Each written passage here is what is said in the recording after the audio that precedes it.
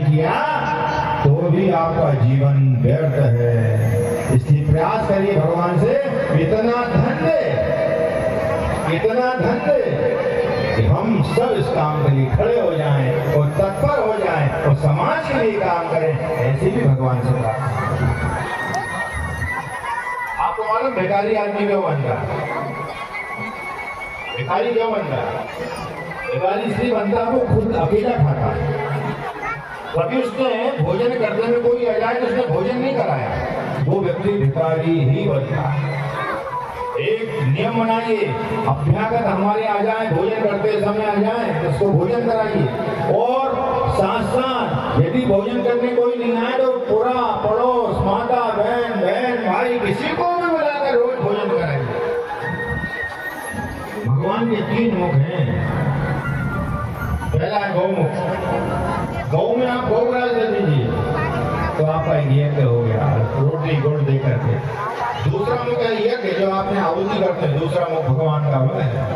और तीसरा ब्राह्मण का मुख है, ब्राह्मण को आपने भोजन करा दिया।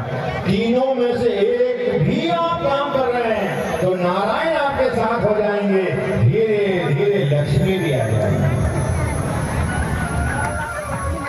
देखो डायरेक्ट लक्ष्मी आने से दिक्कत यह है कि नारायण नहीं है, और नारायण नहीं तो लक्ष्मी अपने आप पर ही तो साथ ही रहती है। इसलिए मुख्य ये तीनों का है। ये छोटी सी बातें हैं लेकिन बड़ी बातें हैं। किंतु भगवान की भक्ति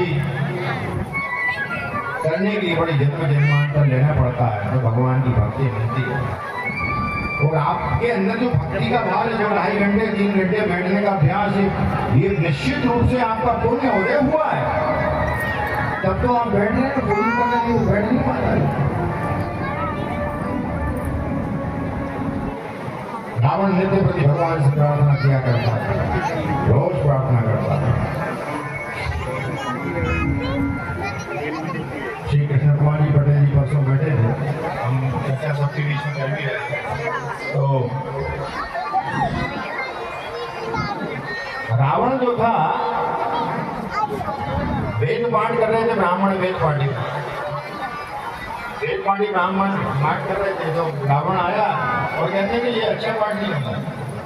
तो ब्रह्मा जी को कहा, ब्रह्मा जी कैसे आपने आ जाना? तो रावण ने कहा, बोले ब्रह्मा जी कोई नहीं, तुम ही पाठ करने आओ। उसका ऐसा आतंक था, मार सकते नहीं क्योंकि वध तो राम के द्वारा ही होना था। समस्या बड़ी